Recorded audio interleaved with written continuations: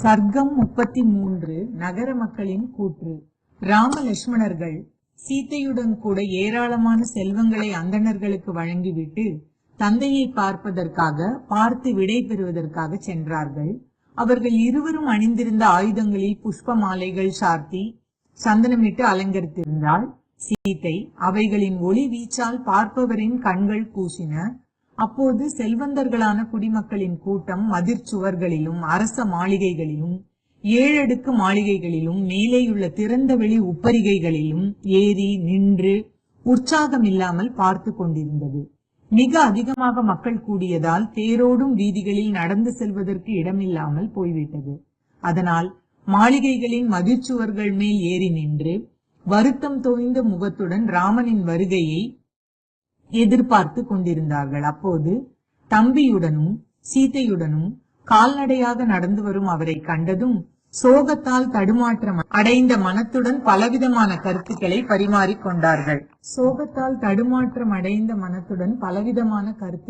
பரிமாறிக்கொண்டார்கள். எவர் வெளியே புறப்பட்டு வந்தால் சிறப்புமிக்க 4 வகை படை பின்தொடர்ந்து வருமோ, இப்போது சீதையோடு தனியாக வரும் அவருடன் கூட லட்சுமணன் மட்டும் பின்தொடர்ந்து வருகிறார்.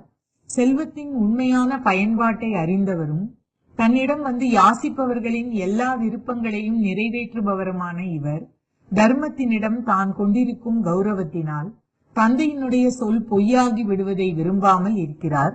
எந்த ஒரு பெண்மணி வான்வெளியில் சஞ்சரிக்கும் பூதங்களால் கூட காண முடியாதவராக இருந்தாரோ, ராஜபாட்டையில் நடந்து செல்லும் அந்த பெண்ணரசி சீதா தேவியை இப்போது பாமர மக்கள் கூட பார்க்கிறார்கள்.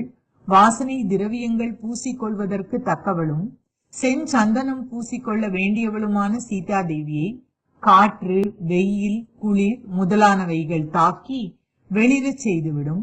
ஏதோ ஒரு தீய சக்தியை தன்னுள் புகவிட்டுக் கொண்டு தசரதர் மதிகலங்கி பேசுகிறார் என்பது நிச்சயம். இல்லை என்றால் தனக்கு பிரியமான குமாரனை நாட்டை விட்டு வெளியேற துணிய மாட்டார். நற்குணங்களே இல்லாத மகனை கூட நாட்டை விட்டு துரத்துவது எவ்வாறு பொருந்தும்? அப்படி இருக்க தன் நல்ல குணங்களாலேயே எங்கள் எல்லா மக்களையும் தன்பால் வசீகரித்து வைத்திருப்பவரை பற்றி கூற வேண்டுமா என்ன? பிறருக்கு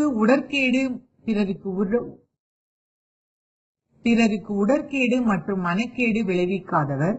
இரக்கம், அறநூல் ஞானம், நல்லொழுக்கம், புலனடக்கம், மனவடக்கம் என்ற 6 குணங்களும் ஆணையராகிய ராமனிடம் குடிகொண்டிருக்கின்றன.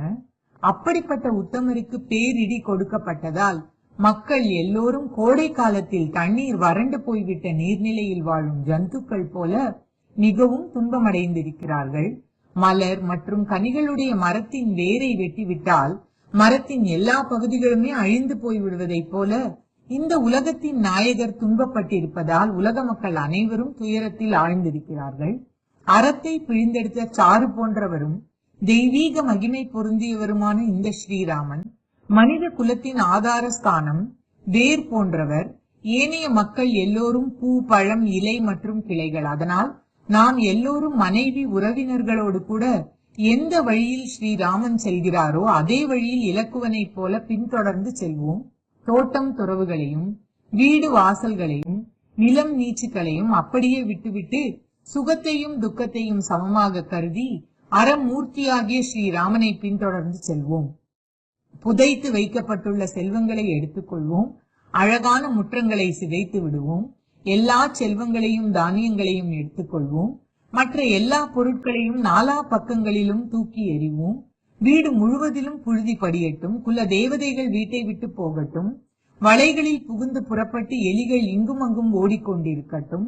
தண்ணீர் விட்டு கழுவப்படாமல், நறுமண புகை காட்டப்படாமல், தொடப்பத்தால் பெருக்கப்படாத வைஸ்வதேவ பலி, வைதிக கிரியை, வேள்வி, மந்திரம், ஜபம் இல்லாததாக பஞ்சத்தில் அடிபட்டாற்போல் சிதிலமடைந்து உடைந்து போன பாத்திரங்களுடன் நம்மால் விட்டுவிடப்பட்ட வீடுகளை கைகேயி தாராளமாக எடுத்துக்கொள்ளட்டும்.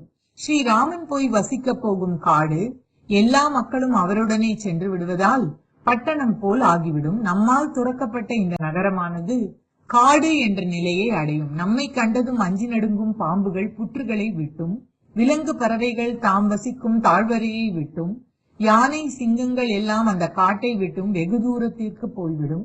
நம்மால் கைவிடப்பட்ட வீடுகளை இவைகள் ஆக்கிரமித்துக் கொள்ளட்டும். நாம் வசிப்பதற்கு ஏற்றபடி அந்த காட்டு பிரதேசத்தை துறந்து விட்டு போகட்டும்.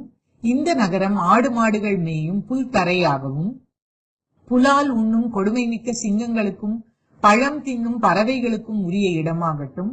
இப்படிப்பட்ட மோசமான நிலையில் கைகேயி இந்த நாட்டை குமாரனோடும் உறவினர்களோடும் பெற்றுக்கொள்ளட்டும்.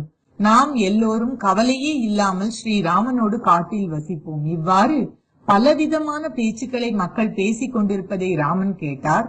கேட்ட பிறகும் அவருடைய மனத்தில் கலக்கம் ஏற்படவில்லை. மதம் கொண்ட யானைக்கு நிகரான பலம் கொண்டவரும் அறத்தையே மூச்சாக கொண்டவருமான அவர் தூரத்திலிருந்தே கைலாச மலை போல ஒளிவீசும் தந்தையின் மாளிகையை பார்த்து அதை நோக்கி நடந்தார். அரச மாளிகைக்குள் வந்து சேர்ந்த அவர் வினயமும் வீரமும் உடைய சுமந்திரர் அருகில் மிகவும் வாட்டத்துடன் கொண்டிருப்பதை கண்டார்.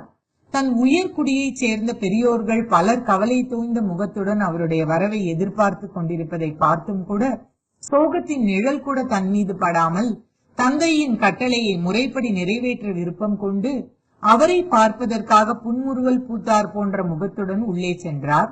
சோகத்தில் மூழ்கியிருந்த மன்னரின் அருகில் போவதற்கு முன்னால் மகாத்மாவும் இஷ்வாகு குல திலகமுமான ராமன் தான் வந்திருக்கும் தகவலை மகாத்மாவான தந்தையிடம் கூறுவதற்காக சுமந்திரரை நோக்கி பார்த்தபடி நின்று கொண்டார். தந்தையின் கட்டளைப்படி காட்டிற்கு போவதை உறுதியாக நிச்சயித்துவிட்ட அறம் நழுவாத ராமன் சுமந்திரரை பார்த்து கூறினார், நான் இங்கே வந்திருப்பதை மன்னருக்கு தெரிவியுங்கள். ஸ்ரீமத் வால்மீகி ராமாயணம் அயோத்தியா காண்டத்தில் 33வது சர்க்கம் முற்றிற்று.